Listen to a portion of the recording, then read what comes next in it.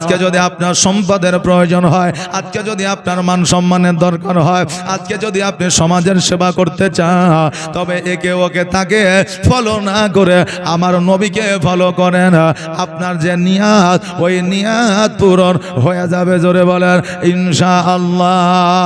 বেরাদার, কোনো কাজ বসে থেকে হয় না, কোনো কাজ অলসতা করে হয় না।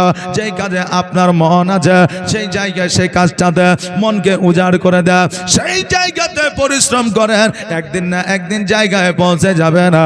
আর যদি মনে করেন হবেই তো, হয়েছে তো, এসেছে তো, তবে বাবা কোনো কাজে সাকসেস হওয়া সম্ভব নয়। বেরাদার, আজকে আপনাদেরকে বলে দিয়ে যায়, যেই আমরা নামাজ, যেই রোজা আমরা পেয়েছি, যেই ইবাদত আল্লাহর পেয়েছি, এই ইবাদত, এই নামাজ, এই রোজা, এই আলেম, এই আওলাদের রাসূল, এগুলা কিন্তু বাবা অতি সহজে আসে না, অতি কষ্ট করে এই সময়গুলো পাওয়া গেছে। ইমাম মুসলিম রাদিয়াল্লাহু তাআলা যখন উম্মে হানির বাড়িতে আসলে, তারপরে ওবাইদুল্লাহ ইবনে জিয়াদের কাছে খবর পৌঁছে গেল। নোমান নামে একজন গিয়ে বলতেছে, হুজুর আপনি কি জানেন এই জায়গায় একটা ধ্বনি আওয়াজ হয়, যেটা হচ্ছে আপনার নাম। আজকে দ্বিতীয় ধ্বনির আওয়াজ হয়েছে। বলে কেমন দ্বিতীয় ধ্বনি? বলে নবীর আওলাদের নামে নারে তাকবীরের ধ্বনি দেওয়া হয়ে যায়। ওগো বাদশাহ, এইভাবে যদি চুপ করে বসে থাকা যায়, তবে আপনার কোনো অস্তিত্ব থাকবে না। আজকে অনেকে বলে লড়াইটা ছিল আমাদের ইসলামের জন্য লড়াই, অনেকে বলে সিংহাসনের জন্য লড়াই ছিল, বলে কি বলে না? হ্যাঁ, কিন্তু সিংহাসনের জন্য লড়াই করেছে ইয়াজিদ, আর ইসলামের জন্য যুদ্ধ করেছে, লড়াই করেছে ইমাম হোসাইন। ইমাম হাসান হোসাইনের সিংহাসনের কি প্রয়োজন ছিল? ওই সিংহাসনটাই ছিল ইমাম হাসান ও হোসাইনের। বলেন সুবহানাল্লাহ। শুধু ওই সিংহাসনটা নয়, সারা পৃথিবীর রাজত্ব যদি ইমাম হোসাইন চাইতেন, আল্লাহ তাবারাক তাআলা রাজত্বের সিংহাসন আমার হোসাইনকে দিতে। আজকে আমার ইমাম হোসাইন রাদিয়াল্লাহু তাআলা কিয়ামত পর্যন্ত জান্নাতের যুবকদের মধ্যে সর্দার থাকবে। কিয়ামতের দিন আমার ইমাম হোসাইন জান্নাতি যুবকদের সর্দার থাকবে। যে জান্নাতি যুবকের সর্দার হইতে পারে, সে জগতের মধ্যে সিংহাসনের মালিক কেন হইতে পারে না? বাপজি ভাইরা, আমার মায়েরা গো, এবার ইমাম মুসলিম রাদিয়াল্লাহু তাআলা যখন উম্মে হানির বাড়িতে আরাম করতে আসে, এইদিকে ইয়াজিদের সৈন্যরা আসিয়া ঢোল বাজিয়ে এলান করে দিল, কুফাবাসীরা, আজকে তোমরা যারা ইমাম মুসলিমের হাতে হাত দিয়ে বায়াত গ্রহণ করেছ, তোমরা ভুলে যাও। আর যদি ভুলে না যাও, তোমরা যারা ইমাম মুসলিমকে মহব্বত করেছ, আমার সম্মুখে আসো, তোমাদের গর্দানটাকে আলাদা করে দেব, তোমাদেরকে বাঁচিয়ে রাখবো না। অতএব ইমাম মুসলিমকে তোমরা ভুলে যাও। ইমাম মুসলিমের সঙ্গ যে দেবে, তার বাড়ি ঘর পুড়িয়ে দেওয়া হবে, তাকে জেলখানায় বন্দি করে দেওয়া হবে। অতএব ইমাম মুসলিমের সঙ্গ দেওয়া যাবে না। বেরাদার, ইমাম মুসলিম রাদিয়াল্লাহু তাআলা এই কথাটা শুনলে, শোনার পরে এবার যেন উম্মে হানি ইমাম মুসলিমকে যেন বাড়ি থেকে বার হতে দেয় না। কেন না, ইমাম মুসলিমের প্রতি অত্যাচার হয়তো শুরু হইতে পারে। এইবারে সিংহাসনে রাজত্বের রাজপ্রাসাদে আলোচনা শুরু হয়ে গেল। ইমাম মুসলিমকে কেন দেখা যায় না? ইমাম মুসলিমের খোঁজ কেন পাওয়া যায় না? এবার ইমাম মুসলিমকে খোঁজার জন্য দলবল সৈন্যদের পাঠানো হলো, কিন্তু ইমাম মুসলিমকে খুঁজে পাওয়া যায় না।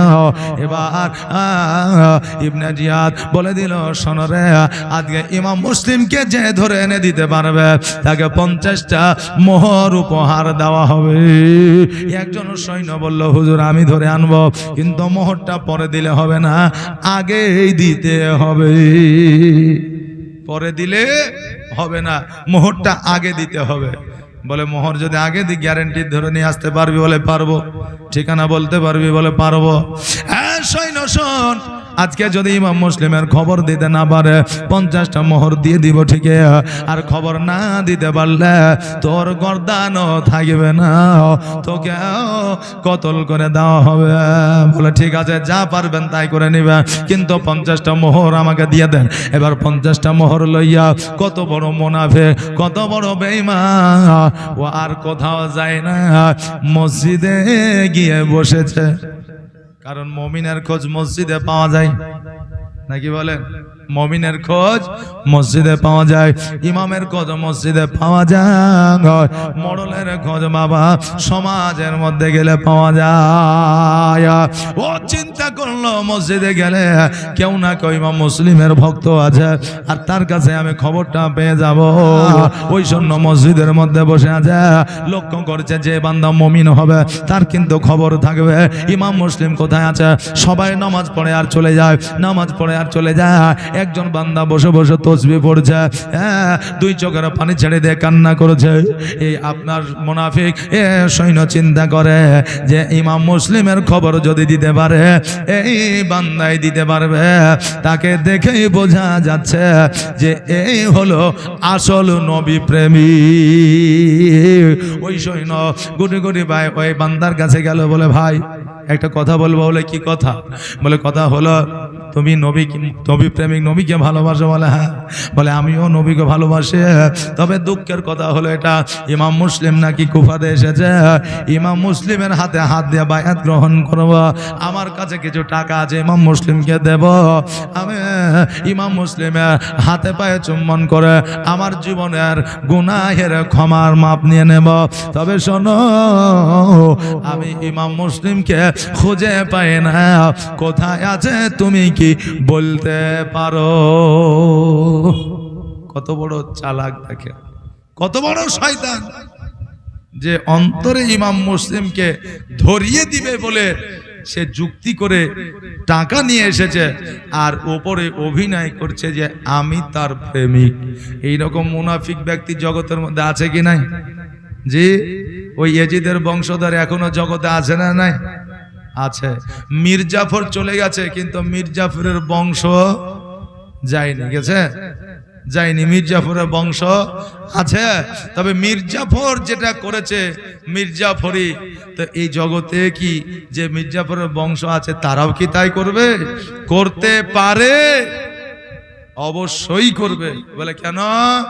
বলে পরম্পরা জিনগত বংশগত যদি অভ্যাস কারো থেকে থাকে, 12 যুগ পরেও না হলে কেউ না কেউ এমন একটা সন্তান জন্মগ্রহণ করবে যে সেই গুণটা তার মধ্যে থাকবে। আমার মায়েরা, এইদিকে ইমাম মুসলিম রাদিয়াল্লাহু তাআলা আনহুকে ধরিয়ে দেওয়ার জন্য ওই মুনাফিক বলে আমি বায়াত গ্রহণ করতে যাই, ইমাম হোসেনকে খুব ভালোবাসে, আমি নবীর প্রেমিক, আমি নবীকে অত্যন্ত ভালোবাসে, তার পরিচয় তার ঠিকানাটাকে একবার দিতে পারবা?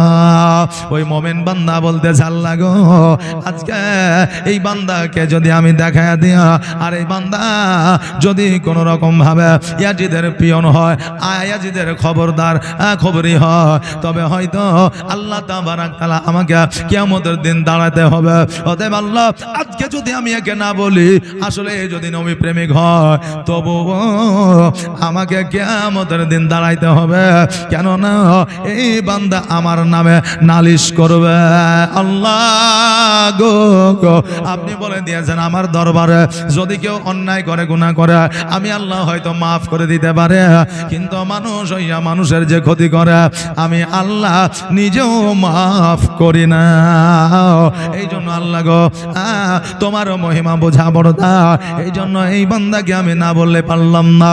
ওই মুমিন বান্দা বলে, শোনো রে, আজকে খোদার কসম করে বলি, আজকে ইমাম মুসলিমের দুশমন অনেক বেশি, অতএব তোমাকে আমি বিশ্বাস করে বলতে আছে, তুমি জানো কোন রকম ভাবে গাদ্দারি করিও না, কেননা আমার নবী আমাদের এত ভালোবাসে, আমরা যদি নবীকে ভালোবাসতে না পারে তবে জান্নাত পাওয়া যাবে না। নবী গো, তোমার মতো এত ভালো, তোমার মতো এত ভালো কেউ তো আমায় বাসে না, তাই তো নবী আমি তোমার দিওয়ানা, তাই তো রাসূল আমি তোমার দিওয়ানা। তোমার মতো এত ভালো, তোমার মতো এত ভালো কেউ তো আমায় বাসে না, তাই তো নবী আমি তোমার দিওয়ানা, তাই তো রাসূল আমি তোমার দিওয়ানা। ও কি শুনেছি কিতাবের লেখা, নবী ছাড়াই আমার জীবন ফাঁকা গো, নবীজিকে ভালো না বাসিলে, নবীজিকে ভালো না বাসিলে আল্লাহ পাওয়া যাবে না, তাই তো নবী আমি তোমার দিওয়ানা। তোমার মতো এত ভালো, তোমার মতো এত ভালো কেউ তো আমায় বাসে না, তাই তো নবী আমি তোমার দিওয়ানা। আল্লাহুম্মা সাল্লি আলা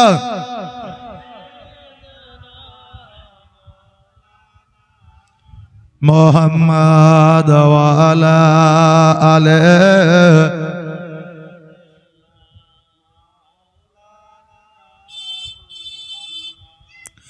সাল্লাল্লাহু আলা মুহাম্মাদিন মুহাম্মাদ হরদম জবান से निकालो, মুহাম্মাদ হরদম জবান শফিয়ানা মোহাম্মদ। বাবাজি ভাইরা এবার বলল শোনো গো, যদি নবী বংশের সঙ্গে গাদ্দারি করো তবে তোমার নসিবে জান্নাত জুড়বে না। অতএব শোনো, নবীর আওলাদের সঙ্গে গাদ্দারি করিও না। সে দুই চোখের পানি ছেড়ে দিয়ে বলল, কত বড় অভিনয়কারী একবার দেখে, দুই চোখের পানি ছেড়ে দিয়ে বলল, না আমি নবীকে অনেক ভালোবাসি, নবীর আওলাদকে ভালোবাসি, একবার ঠিকানাটা বলে না। ওই বান্দা বলল, শোনো উম্মে হানির বাড়িতে ইমাম মুসলিম রাদিয়াল্লাহু তাআলা আনহু আছে, যাও যাও তুমি তার বাড়িতে যাইয়া তুমি বায়াত গ্রহণ করে নাও। ওই বান্দা কি করল, এবার উম্মে হানির বাড়িতে আসিয়া দরওয়াজায় এসে যেন আওয়াজ দিল, বলে শোনো গো উম্মে হানি, দরওয়াজাটা বলে খোলো। বলে কেন? বলে তোমার বাড়িতে ইমাম মুসলিম আছে, আমি বায়াত গ্রহণ করতে চাই। উম্মে হানি দরওয়াজাটা খুলে দিলেন, আর দরওয়াজাটা খুলে দিলা, আর দেওয়ার পরে ইমাম মুসলিমের হাতে পায়ে চুম্বন করলো, আর চুম্বন করার পরে ইমাম মুসলিমকে কিছু মোহর দিল, আর দেওয়ার পরে ইমাম মুসলিমের কাছে দুই চোখের পানি ছেড়ে দিয়ে কাঁদলো, বলে হুজুর গো আপনাকে এত ভালোবাসি, এত ভালোবাসি হুজুর, আমার জন্য আল্লাহর দরবারে দোয়া করিয়েন। দেন কত বড় মুনাফিক, অন্তরে এজিদের খবরই অন্তরে ইমাম মুসলিমের ক্ষতি চাইছে, আর সামনে দেখেন দুই চোখের পানি ঝরাইতে আছে। ইমাম মুসলিম রাদিয়াল্লাহু তাআলা আনহু তিনি বুঝতে পারলেন, জানতে পারলেন যে এই বান্দা যেইটা বলতে আছে করতে আছে, হয়তো অভিনয় করতে আছে, আসলে এ বান্দা নবীর প্রেমিক নয়। কিন্তু নবীর আওলাদের অভ্যাস নাই কোন বান্দার প্রতি জুলুম করা, অত্যাচার করা। মানুষকে আল্লাহ হয়তো হেদায়েতের পথ দেখাইতে পারে, এই আশায় ইমাম সাহেবরা, এই আশায় আলেম ওলামারা, এই আশায় মাস্টার মশাইরা, এই আশায় ডাক্তারেরা, এই আশায় সমাজের সেবিকেরা, এই আশায় কিন্তু থাকে। কোন ছেলে যদি পড়া না পারে তো মাস্টার কি বলে, কাল থেকে স্কুলে আসবি না, বলে বলে না, বলে তারা চেষ্টা করে ওই ছেলেটাকে মানুষের মতো মানুষ করা, ওই ছেলেটাকে শিক্ষা দেওয়া। একজন ইমাম কোনোদিন মুসল্লিকে তাড়ায় দেয় না, এই তুমি নামাজ জানো না, তুমি চলে যাও, তোমাকে আসতে হবে না। কথা বুঝলেন না? তাড়িয়ে দেবে না, বলে আজকে পারছে না আগামীতে পারবে। তবে বলবো বাপজি ভাইরা আমার, আপনারা মসজিদে যাবেন, কমসে কম নামাজটা পড়া শিখবেন। নামাজটা পড়া যদি না শিখেন, এমন একটা সময় আসবে, এমন একটা দিন আসবে, আপনি নিজে অপমানিত হবেন তো হবে, আপনার বংশ পিতা মাতা পর্যন্ত অপমানিত হবে। বলবেন কেন? একজন যুবক নতুন বিবাহ করে শ্বশুর বাড়িতে গেছে, আর যেই দিন শ্বশুর বাড়িতে গেছে সেই দিনটা শুক্রবার। এখন শাশুড়ি বলছে, বেটা নামাজটা পড়তে যাবা না? তো বললে, নামাজ যে পড়তে যাব, আমার তো সেই রকম পোশাক আশাক নাই যে যাব, কিন্তু ও তো বলতে পারছে না যে আমি জিন্দেগিতে মসজিদে নামাজ পড়তে যাইনি, নামাজ পড়া জানিও না। শ্বশুর বাড়িতে বলা যাবে? হঠাৎ করে যাবে না, লজ্জার ব্যাপার আছে। তো এখন বলতেছে পোশাক নাই তো কি আছে, তোমার শ্বশুর একটা লুঙ্গি দিচ্ছি নতুন, হ্যাঁ লুঙ্গিটা পরে মসজিদে যাও, নামাজটা পড়ে আসো জুম্মার দিনে। নইলে আবার লোকে বলবে, দেখ মোড়লের জামাই জুম্মার দিনটাও মসজিদে নামাজ পড়তে আসে না। এখন নতুন লুঙ্গি, খড়খড়িয়া লুঙ্গি, হ্যাঁ একবারে মার দেওয়া লুঙ্গি, ওই লুঙ্গি পিঁধে মসজিদে চলে গেছে। মসজিদে যাওয়ার পরে ভাবছে যে নামাজ তো পড়ি নাই, তো কিভাবে পড়ব? তো মনে মনে চিন্তা করছে যে একটু দেখে নামাজ পড়ে নিব, দেখে দেখে যে যেমন ভাবে পড়ে। তো এখন দেখছে যে সবাই বসে আছে, তো কে নামাজ পড়ছে? ইমাম সাহেব। ও যাবি তো যা, ইমাম সাহেবের পেছনে যে দাঁড়িয়েছে, খুতবা হয়েছে, একামত হয়েছে, একামত হওয়ার পরে এবার নামাজে দাঁড়িয়েছে। ইমাম সাহেব সূরা ফাতিহা পড়েছে, হ্যাঁ সূরা মিলিয়েছে, রুকু সিজদায় গেছে, জামাইও গেছে, আর যেমনই রুকু সিজদায় গেছে, জামাইয়ের খড়খড়িয়া লুঙ্গি পেছনে বাড়িয়ে গেছে। আর যেমনই পেছনে বাড়িয়ে গেছে, পেছনের মানুষের বুঝলেন হ্যাঁ আপনার এই মাথায় বাইধে জামাইয়ের লুঙ্গিটা উঠে গেছে। আর জামাইয়ের লুঙ্গি যখন উঠে গেছে, ও মনে করছে মনে হয় নামাজের মধ্যে আছে। পরের রেখাতে প্লেস করে ইমাম সাহেবের লুঙ্গিতে মাথা ঢুকিয়ে ইমাম সাহেবের লুঙ্গিকে তুলে দিয়েছে। ইমাম সাহেব, এই পাগল, তো ঘুরিয়ে বলছে, এগুলা নামাজে আছে নাকি? তাহলে তুমি যে লুঙ্গিটা তুললে নামাজ হবে? সবার হাসি, সবার আপনার তাকাতাকিতে নামাজ জামাতটাই বাদ হয়ে গেল। এখন মোড়ল মাতাবর বলছে, হ্যাঁ রে ছেলেটা কে রে? তো বলছে, অমকের জামাই, বাড়ি অমক জায়গায়, অমকের বেটা। আচ্ছা ও তো অপমান হইলই হইল, বাকি শ্বশুর শাশুড়ির যা বাপ মা বংশধর অপমানিত হলে, যে এমন একটা ছেলে মসজিদে এসেছে, বিয়ে দিয়েছে, অথচ নামাজ কিভাবে পড়ে তাই জানে না। বলবে কি বলবে না? বলবে। এই জন্য ছেলেদের না মসজিদে পাঠান, নামাজটা কমসে কম মোটামুটি করে শিখান, আর কোরআন শিক্ষাটা দেন। যেই ছেলের মধ্যে, যেই সন্তানের মধ্যে কোরআনের শিক্ষা থাকবে, সে জিন্দেগিতে কোনোদিন পিতা মাতাকে অসম্মান করবে না, পিতা মাতাকে অসম্মান করবে না। তবে বলে, হুজুর অনেকেই তো কোরআন পড়েছে, তো তারা যে পিতা মাতাকে সম্মান করে, তারা কোরআন পড়েছে এটা ঠিকই, কিন্তু কোরআনকে বুঝতে পারেনি, এই জন্য তারা পিতা মাতার সম্মান করতে পারে না। কোরআন শুধু পড়লেই হবে না, কোরআনকে বুঝতে এবং জানতে শিখতে হবে। আল্লাহ তাবারক তাআলা সেই তৌফিক যেন দান করেন। সকলে বলে আমিন সুম্মা আমিন। জাযাকাল্লাহ, মাশাআল্লাহ, বারাকাল্লাহ।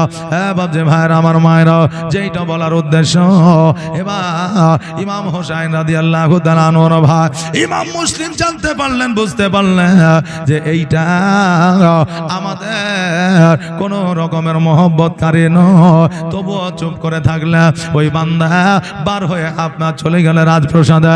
রাজপ্রসাদে যাওয়ার পরে এবার রাজপ্রসাদে যাওয়ার পরে খবরটা দিয়ে দিল উম্মে হানির বাড়িতে ইমাম মুসলিম আছে। এইদিকে উম্মে হানি ইমাম মুসলিমের সঙ্গে আলোচনা করতেছে, হুজুর গো আমি আপনাকে বলে দে, যেই বান্দা আজকে বায়াত গ্রহণ করতে এসেছিল, আমার মনে সন্দেহ হয় এটা আসলে নবীর প্রেমিক ছিল না। এই বলে তারা আলোচনা করে রাত্রিটা অতিবাহিত করলো।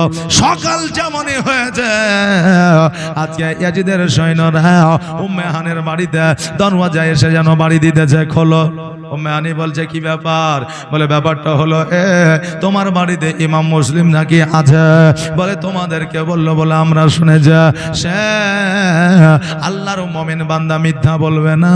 সে বলল, শোনারে, ইমাম মুসলিমকে আজকে পাকড়াও করার আগে আমাকে তোমরা নিয়ে চলো, কেননা আমি থাকতে ইমাম মুসলিমকে তোমরা ধরতে পারবে না।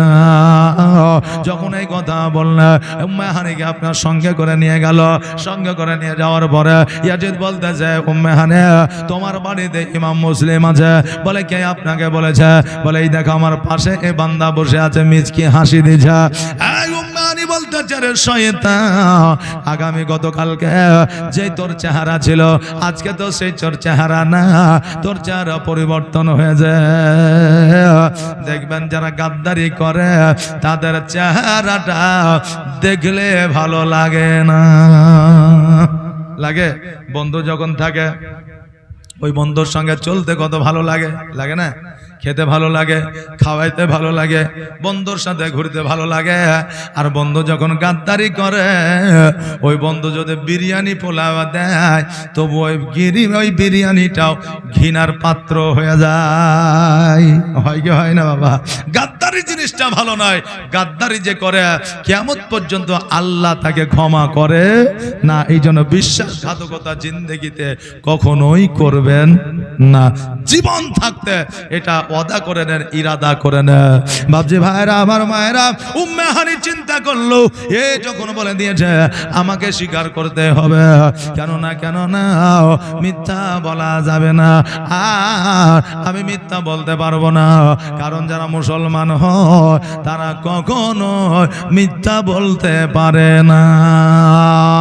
বাবজি ভাইরা, আজকে আমাদের দেশের মধ্যে, সমাজের মধ্যে, গ্রামের মধ্যে একটা প্রচলিত শব্দ বাক্য আছে, যেটা হলো মরণের সময় মিথ্যা বলা যায়। বলে কি বলে না? এই যে বলে কি বলে না যে মরণের ক্ষেত্রে তখন দেখা যায় তোমার মরণের ব্যাপার আছে, তখন তুমি মিথ্যা বলতে বাবা। বলে কে বলে? দেখবেন দোকানদার বলে, কে বলে সুদখোর বলে, কে বলে ডাকাত বলে, কে বলে চোর বলে। কোন মৌলানা বলে নাকি যে মরণের সময় মিথ্যা বলা যাবে? যদি মৃত্যুর ব্যাপার হয় বলা যাবে।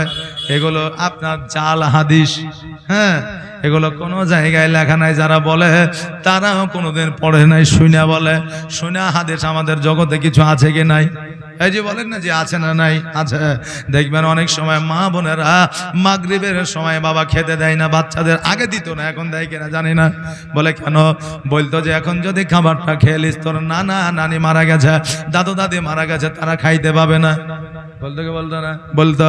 কিন্তু এরা বাবা কোনো হাদিস নাই, কোনো মশলা মশাইল নয়। এইটা একটা প্রচলন আমাদের মধ্যে, এইটা কোন রকম প্রাধান্য শরীয়ত দেয় না এটাকে। আবার অনেকেই বলে অনেক সময় আমাদের চলাফেরার মধ্যে এমন একটা রাস্তা আছে, পথ আছে, যেই পথে যে রাস্তা দিয়ে আমাদের চলা যাবে, ওই পথটা কি? ওই পথটা হচ্ছে কোন রাস্তার ধারে মদের দোকান আছে, কোন রাস্তার ধারে নাপাকি আছে, এইখান দিয়ে চলা যাবে। তারা বেরাদার, আজকে আমরা যারা মুমিন আছে আমরা চেষ্টা করব ওই পথটা ছেড়ে দেওয়ার, কেননা ওই পথটা পর্যন্ত অপবিত্র হয়ে আছে। বাবা, একজন আল্লাহর ওলি ছিলেন, যে আল্লাহর ওলি খালি পায়ে মসজিদে নামাজ পড়তে যাইতেন। আল্লাহ তাবারাক তাআলার হুকুমে, আদেশে, অর্ডারে ওই রাস্তা দিয়া কুকুরও পর্যন্ত চলতো না। একবার জোরে বলা যাবে না সুবহানাল্লাহ? বাবজি ভাইরা, আমার মায়েরা, একটু এইদিকে আগিয়ে যাও। ইমাম মুসলিম রাদিয়াল্লাহু তাআলা আনহুর কথা উম্মে হানি বললেন না? উম্মে হানি বললেন, এই ইয়াজিদ শোনো, আজকে ইমাম মুসলিমকে পাকড়াও করার আগে যদি আমার জীবন নিতে পারো তবেই তুমি তাকে পাকড়াও করতে পারবে, ধরতে পারবে। আর আমার জীবন যদি না নিতে পারো, আমি বেঁচে থাকতে ইমাম মুসলিমকে ধরতে পারবে না। এবারে আজ উম্মে হানিকে জেলখানায় বন্দি করে দিল। এইদিকে ইমাম মুসলিম রাদিয়াল্লাহু তাআলা আনহু তিনি বুঝতে পারলেন, জানতে পারলেন আমার প্রতি জুলুম শুরু হয়ে গেছে। কুফার মানুষেরা পরিবর্তন হয়ে গেছে, গিরগিটের মতো তারা পরিবর্তন এমন করতে পারতো, এটা বাস্তবায়িত হয়ে গেছে। এবার ইমাম মুসলিম কিন্তু একাই ছিল না, ইমাম মুসলিমের দুই সন্তান ছিল। ইব্রাহিম মোহাম্মদকে সঙ্গে করে নিয়ে কাজী শারীরের কাছে গেল। কাজী শারীর কাছে যাইয়া বলল, কাজী শারীর শোনো রে, আমি যদি শহীদ হয়ে যায়, আমার যদি কিছু হয়ে যায়, তবে এই দুই সন্তানকে আমার একটু সোনার মদিনায় পৌঁছায়া দিও। কাজী শারীর শোনো, আজকে আমার দুই সন্তানকে যদি তুমি মদিনায় পৌঁছে দিতে পারো, আমি ইমাম মুসলিম কথা দিলাম, আমি তোমাকে সঙ্গে করে জান্নাতে নিয়ে যাব। ইমাম মুসলিম রাদিয়াল্লাহু তাআলা অনেক কিন্তু কাজে সারি কাজে সন্তানকে রাখিয়া এবার বাবা উম্মে হানির বাড়িতে আসলে উম্মে হানির বাড়িতে আসার পরে মাগরিবের সময় যেন মসজিদে গিয়েছে নামাজ পড়ার জন্য। নামাজ পড়ার জন্য যখন মসজিদে যাইয়া ইমামতি শুরু করেছে, মুসল্লি বাবা অনেকে ছিল, কিন্তু এবার ইমাম মুসলিমকে খুঁজে না পাওয়ার পরে এবার ইয়াজিদের লোকেরা দাঙ্গা বাজায় দিল। ইমাম মুসলিমকে যারা খাইতে দিবে, ইমাম মুসলিমকে যারা পানি পান করাইবে, ইমাম মুসলিমকে যারা বাড়িতে থাকতে জায়গা দেবে, তাদের ঘর বাড়ি জ্বালিয়ে দেওয়া হবে, তাদেরকে আপনার জেলখানায় বন্দি করে দেওয়া হবে, তাদের প্রতি জুলুম হবে। এই কথা যখন শুনতে পাইল মানুষেরা সবাই নামাজ বাদ দিয়া নিজের বাড়িতে বাড়িতে চলে গেল। ইমাম মুসলিম রাদিয়াল্লাহু তাআলা সালাম ফিরানোর পরে পেছনের দিকে তাকিয়ে দেখে একটাও মুসল্লি দেখা যায় না, একটাও নাই। ইমাম মুসলিম রাদিয়াল্লাহু তাআলা বলে, আরে আল্লাহর বান্দারা কেমন করে নবীর প্রেম ছেড়ে দিতে পারে জীবনের কারণে, প্রাণের ভয়ে। ইমাম মুসলিম রাদিয়াল্লাহু তাআলা উনি যখন মসজিদ থেকে বাইরে হয়ে এসেছে, আসার পরে একজন বান্দা জামাত ধরতে দেরি করেছে, মানে জামাত ফেল করেছে, অনেকের ফেল হয়। এবার ও যখন ইমাম মুসলিমকে দেখেছে তখন পালাইতেও পারে না, উজু বানাইতেও যেতে পারে না। মানে দেখছে আমি দাঁড়িয়ে থাকলে ইমাম মুসলিম হয়তো আমাকে বলবে তোমার বাড়িতে থাকবো চলো, তখন আমি কি বলবো, আর আমি তো নিয়ে যেতেও পারবো না, এই জন্য চুপচাপ দাঁড়িয়ে আছে যে ইমাম মুসলিম সইল না, আমি পালাইলাম, এইরকম একটা ব্যাপার। ইমাম মুসলিম বলে, বান্দা শোনো, আগায়ও না পেছায়ও না, এক জায়গায় দাঁড়িয়ে আছে, কথাও বলে না। ইমাম মুসলিম জানতে পারলেন, বুঝতে পারলেন। ইমাম মুসলিম বলে, শোনো রে, আমি তোমার বাড়িতে থাকতে চাই না, আমি তোমার কাছে পানি পান করতে চাই না, তোমার কাছে খাইতে চাই না, তবে একটা কথা আমি জিজ্ঞাসা করে, শোনো, উম্মে হানির খবর কি কিছু জানা আছে? ও বললো না, জানি না। বলে, এবার যাও। ইমাম মুসলিম রাদিয়াল্লাহু তাআলা মসজিদ থেকে বার হয়ে দেখতে, জানো প্রত্যেকের বাড়ির দরওয়াজা লাগানো আছে, বাল্ব বন্ধ করে দেওয়া আছে, লাইট বন্ধ করে দিয়েছে, বাবা আলো বন্ধ করে দিয়েছে। তখনকার আমলে কারেন্ট ছিল না, বিদ্যুতের কোনো পদ্ধতি ছিল না, আর লাইট জ্বলতো, আলো জ্বলতো, এই আলোগুলো বন্ধ করে দিয়েছে যাতে ইমাম মুসলিম আমাদের বাড়িতে আসতে না পারে। ইমাম মুসলিম রাদিয়াল্লাহু তাআলা সারা রাত ঘোরাঘুরি করলো কুফার মধ্যে, কিন্তু কুফার মধ্যে একটা বাড়িও খোলা দেখতে পাইল না। ইমাম মুসলিম দুই চোখের পানি ছেড়ে দিয়ে বলে, ওরে কুফাবাসীরা, আমার সঙ্গে যেই ব্যবহার আচার আচরণ তোরা দেখাইলি রে, কিয়ামতের দিনে আল্লাহ ক্ষমা করবে না, কিয়ামতের দিনে আল্লাহ ক্ষমা করবে না। আর আজকে নবীর আওলাদকে একটু পানি যদি পান করায় দেয়, আল্লাহর নবীর আওলাদের সঙ্গে জান্নাতে যাবি। কেউ যেন কর্ণপাত করলো না। ইমাম মুসলিম রাদিয়াল্লাহু তাআলা কাতর বুক নিয়া যেন চলাচল করে, পিপাসায় কাতর হয়ে গেছে। হঠাৎ করে লক্ষ্য করে দেখছে, জানো একজন বৃদ্ধ নারী, একজন বৃদ্ধা নারী দরওয়াজা খুলিয়া হারিকেল হাতে লইয়া টিপ টিপ করে আলো জ্বালাইয়া যেন দরওয়াজায় বসে আছে। ইমাম মুসলিম রাদিয়াল্লাহু তাআলা গোটে গোটে পায়ে ওই মহিলার কাছে গেল, যাওয়ার পরে বলে, মা গো, আমাকে বড় পিপাসা লেগেছে, একটু পানি পান করাতে পারবেন কি? বলে, অবশ্যই পারবো, কেন পারবো না। ওই বৃদ্ধা মহিলা ঘরের মধ্যে গেলেন, যাওয়ার পরে লোটাতে করে পানি নিয়ে আসলেন, আর পানি নিয়ে আসার পরে ইমাম মুসলিমের হাতে দিলেন। ইমাম মুসলিম রাদিয়াল্লাহু তাআলা পানিটা যখন পান করতে যাবে, অমনি বাবা থেমে গেলেন। পানি মুখে নিতে যাওয়ার পরে থেমে গেলেন। দেখবেন আমাদের যখন অতিরিক্ত পিপাসা লাগে, আপনার 3 নিঃশ্বাসে গ্লাসের পানি খেতে হয়, এটা অনেকের মনে থাকে না। পিপাসা লেগেছে, ডক ডক করে খেতে লাগলাম, হ্যাঁ, এটা মনে থাকে না। এটা ফ্রিজের পানি না, নর্মাল পানি। পিপাসা লাগলে পানি খেতেই হবে। অনেক সময় ট্রেনে বাসে যখন পানি পাওয়া যায় না, যখন দেখবেন শশা বিক্রি করে, ওইটা আমরা খাই, যে পানি পরে খাবো, আগে শশাটা খাই। মানে অনেক সময় শশাতে পানির জায়গাটা পূরণ করে, করে না জি করে। এই জন্য বাবা ইমাম মুসলিম পানি পান করতে যাওয়ার সময় থেমে গেলেন আর বলতেছে মাগো আজকে যে আমি পানিটা পান করব আজকে তুমি কি জানো আমাকে পানি দিতে বারণ করেছে ইয়াজিদ। আমি হলাম ইমাম মুসলিম, আমার উপরে ঢোল বাজিয়ে দিয়েছে যে ইমাম মুসলিমকে পানি দেবে, যে ইমাম মুসলিমকে থাকার জায়গা করে দেবে, তার ঘর বাড়ি জ্বালিয়ে দেওয়া হবে, তাকে জেলখানায় বন্দি করে দেওয়া হবে। মা আমি যদি পানিটা পান করে নি তোমার প্রতি যদি জুলুম হয় তুমি বলবে ইমাম মুসলিম পরিচয় না দিয়ে লুকায়িত চুপায়িত গুপ্ত ভাবে পরিচয় লুকাইয়া আমার কাছে চালাকি করে পানি পান করেছে, এই কথা তুমি বলবে। এই জন্য মা আমার পরিচয়টা আমার নামটা একবার তোমাকে আমি বলে দিতে যা মা গো, এবার যদি তুমি আমাকে পানি পান করতে বলো তবেই পানি পান করব, নচেত পানি পান আমি করব না। এটাই ছিল নবের আওলাদ, জোরে বলেন সুবহানাল্লাহ। আমরা না বলে অনেক কাজ করে অনেক কিছুই করে, কিন্তু আমরা বলার জায়গা হলেও বলি না। আর ইনি পানি পান করতে পারতেন না বলে তবুও তিনি পরিচয়টা জানালে দিলে পান করব, না দিলে পান করব না।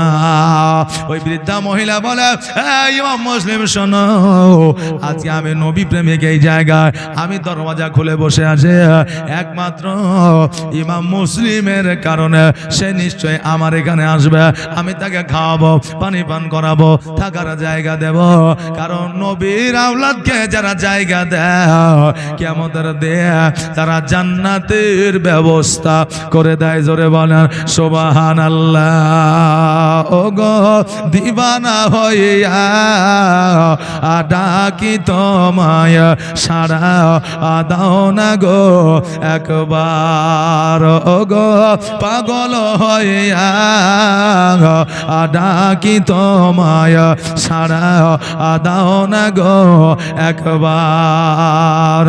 আর প্রথম যেদিন আসিলে ভবে আর জিন্ন ইনসা দরদ পড়ে, আর জিন্ন ইনসা দরদ পড়ে, ফারেশতা আসমানে যাক রহমতের সীমানায় কাঁদে আসিতে সিজদায়, ও গো গুনাহগার আজ আমার কেমনে হবে পার, ও গো দিবানা হইয়া ডাকি তোমায় সারা দাও না গো একবার।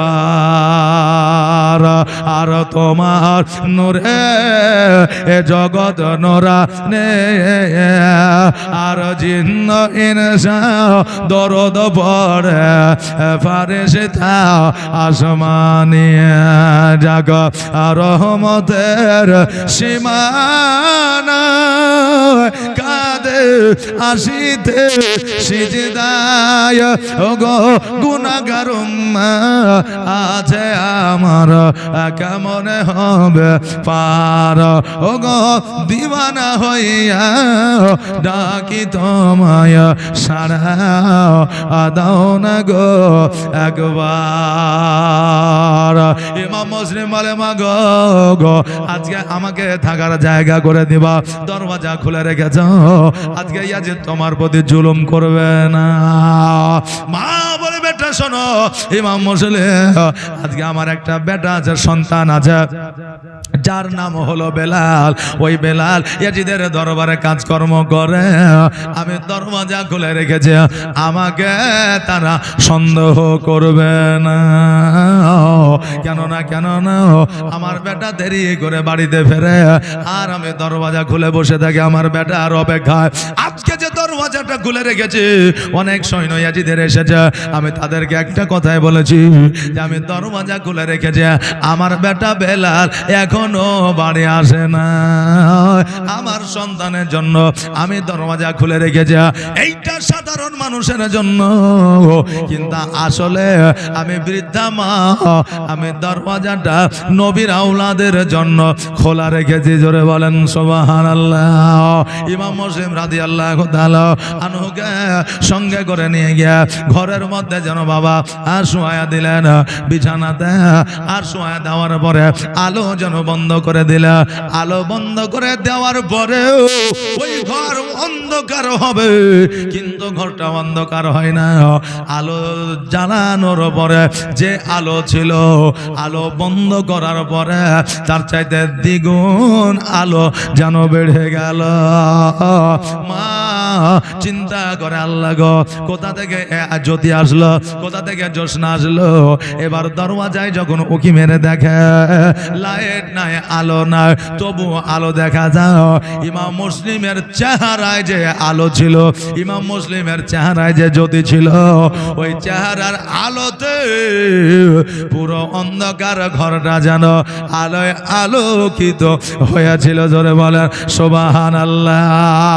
আজকে ইমাম মুসলিম নবীর আওলাদ, আজকে ইমাম মুসলিমের যদি এত পাওয়ার হয়, আমার নবীজির পাওয়ার কত ছিল। আল্লাহর নবী গো, নূরের নবী গো, কোন সাধনে পাইব আপনার মন। জোরে বলেন সুবহানাল্লাহ। কি আবার 12টা এখনো বাজেনি? 12টা বেজেছে নাকি? হ্যাঁ, 12টা এখনো বাজেনি। বিখ্যাত বক্তা এখনো আপনাদের জন্য আছে, চলে আসবে। কারণ আজকে আমাদের পশ্চিম বাংলার মধ্যে, শুরুতেই বলেছি, পশ্চিম বাংলার মধ্যে খ্যাতনামা এবং অনেক কেতাবের, অনেক বইয়ের লেখক, এখন বর্তমানে তিনি 5 গ্রাম আপনার এই সিনিয়র জুনিয়র মাদ্রাসার শিক্ষক, জি, সরকারি চাকরিজীবী। উনি ভালো আপনার শিক্ষিত লোক আসবে, কথা বলবে, তো মনে হবে যে আপনাদের গুলিয়ে খাইয়ে দিচ্ছে, এরকম মনে হবে। শুনে যাবেন, কেউ চলে যাবেন না। তো এখনই যদি আমাদের মস্তিষ্ক ঠান্ডা হয়ে যায়, এখনই যদি ঘুম চলে আসে, তাহলে হবে? যদি ঘুম আসে তো জালসা শুনে আমাদের কোনো কাজে আসবে না, লাভ হবে না। কারণ শুনলামই না তো লাভ কি হবে, নাকি বলে? হ্যাঁ, তা আমাদেরকে শুনতে হবে, বুঝতে হবে। বাবজি ভাইরা, আমার মায়েরা, একবার আওয়াজ দিয়ে বলেন ইয়া রাসূলুল্লাহ। আরেকটু আওয়াজ দিয়ে বলেন ইয়া রাসূলুল্লাহ। আল্লাহর নবী গো, নূরের নবী গো, কোন সাধনে পাইব আপনার মন, আর পাইলে আপনার দর্শন ধন্য হইবে আমার জীবন। চাই না নবী আমি 7 রাজারে ধন।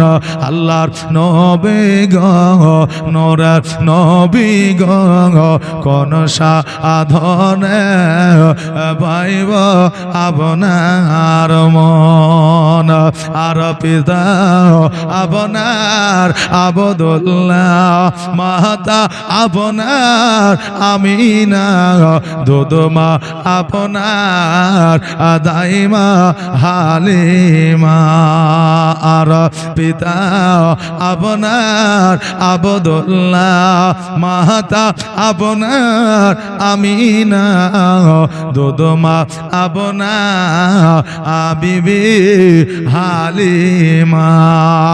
আর কোরাইশে বংশে জন্ম আপনার, রাত্রিতে হইলেন সওয়ার, মেরাজেতে নবী হইলেন রওয়ানা। আল্লাহর নবী গো, নূরের নবী গো, কোন সাধনে পাইব আপনার মন আর পাইলে আপনার দর্শন ধন্য হইবে আমার জীবন চাই না নবী আমি সাত রাজারে ধন আল্লাহর নবী গো নোরা নবী গো কোন সাধনে পাইব আপনার মন আল্লাহুম্মা সাল্লাল্লাহু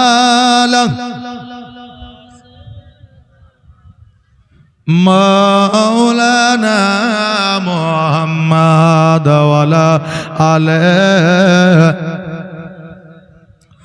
মাওলানা মুহাম্মদ সাল্লাল্লাহু তাআলা আলাইহি ওয়াসাল্লাম। বাবা ইমাম মুসলিম রাদিয়াল্লাহু তাআলা আনহুকে যেন বাবা বিছানায় শুয়ে দিল। এবার বাবা ওই বৃদ্ধা মায়ে বেলাল সন্তান যেন বাড়িতে আসলো, খাওয়া দাওয়া করলো। এবার মা বলে বেটা এত রাত্রে কেন হয়েছে বলো? বলে মা গো তুমি কি জানো না ইমাম মুসলিম মদিনা থেকে কুফাতে এসেছে। মা আজকে তাকে ধরে দিতে পারলে 50টা মোহর আমাদের জন্য উপহার রেখে যা। মা আজকে ওই ইমাম মুসলিমকে খোঁজাখুঁজি করতে গিয়া আজকে আমার দেরি হয়েছে। মা বলতেছে বেটার ওই যে ইমাম মুসলিম আছে, ইমাম মুসলিম হলো নবীর আওলাদ, ওই ইমাম মুসলিমকে কখনোই তুমি পাকড়াও করে দিও না, কখনো তাকে খুঁজতে যেও না, তার শরীরে হাত দিতে যেও না, তাকে নিয়ে মন্তব্য করিও না। কেন না আজকে তাকে নিয়ে যদি মন্তব্য করো, তার শরীরে যদি হাত দিয়ে দাও, তবে শোনো রে বেটা তোমার জীবন বরবাদ হয়ে যাবে, শান্তি পাইবা না। এবার বেলাল বলল মা তুমি কি বলো? এবার বেলালের মা বলল বেটা রে আমি নিশ্চয় জানে আজকে নবীর আওলাদকে যারা কষ্ট দিয়েছে তারা কখনোই সুখে দিন কাটাইতে পারে না। বেলাল বলল মা যাও বিছানায় শুয়ে দাও, আমিও শুয়ে যাই, আগামী কালকে সকাল যাইতে হবে রাজ দরবারে। এবার বেলাল যখন শুয়ে গেল, বেলাল যখন বাবা শুয়ে গেল, মা কিন্তু শোয় না, এই পার থেকে ওই পার, রাস্তা থেকে ওই রাস্তা চলে। কিন্তু মা তো বাবা চালাক নয় যে আমি ঘোরাঘুরি করলে বেলাল বুঝতে পারবে।